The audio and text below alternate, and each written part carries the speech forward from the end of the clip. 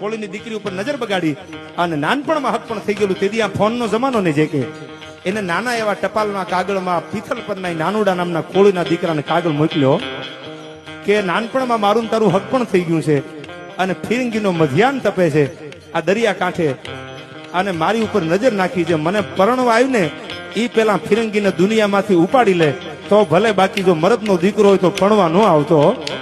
ટપાલ વાંચી ભાઈ આમ કાગબાપુએ લખ્યું છે આમાં. અન ભાઈ હાંઠિયાના ત્રીજા પાહલા જેવો જમીયો લઈ પિથલ પરનો નાનુડો નીકળ્યો ભાઈઓ. ધોળા દીએ ભરી બજારમાં ફિરંગીને વેતરી નાખ્યો અને પછી ભગત બાપુ એનું ગીત લખ્યું. એ પિથલ પરના નાનુડા બાપ એટલે ગીત જો સપાખરા ભેહુના લખાણા છે, સપાખરા ઘોડાના લખાણા છે, કોઈ વ્યક્તિગત કોઈના વખાણના નથી. જેને પરાક્રમ કર્યા છે એના ગીતો લખાણા છે. બાકી ખોટી ખુશામત કરતા મને આવડતું નથી. રાણો આજે નો નમે અને રાણો કાલે નો નમે ભાઈ.